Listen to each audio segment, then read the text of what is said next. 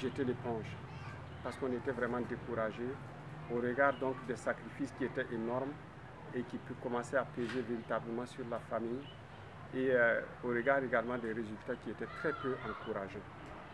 Et c'est alors que nous avons fait la rencontre avec Serge. Et moi j'appelle cette rencontre l'encouragement divin de la grâce de Dieu. Quand nous l'avons rencontré, ses paroles étaient vraiment toutes chargées d'édification. Depuis lors, tout a changé. Alors, nous avons mis de côté le projet d'abandonner Samandeni, d'abandonner le travail que nous faisions. Et notre premier projet avec Serge, c'était un puits.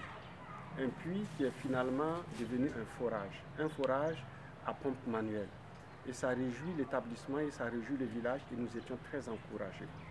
Puis par la suite, au regard donc des projets qu'on avait au sujet de l'agriculture, alors cette pompe manuelle a été remplacée par un forage avec un dispositif de pompage solaire. Ça facilitait véritablement les choses. Nous avons ressenti, quand ils ont financé donc, ce forage avec le dispositif de pompage solaire, nous avons ressenti qu'ils s'étaient véritablement sacrifiés. Et nous en remercions le Seigneur. Cela nous a permis de mettre en place un jardin. Et dans ce jardin, nous avons mis des arachides, on a aussi cultivé des concombres et avec 700 pieds de bananes que nous avons pu planter. Et actuellement, en plus de tout ce que je viens de citer, nous sommes en train de procéder à une trouaison pour une papayeraie.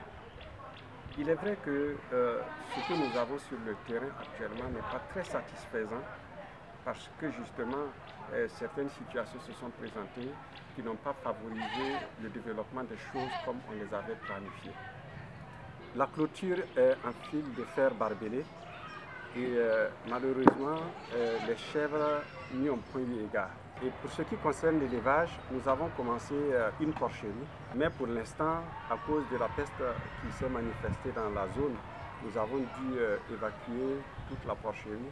On a vendu nos 17 têtes et on attend donc d'observer ce vide sanitaire avant donc de reprendre.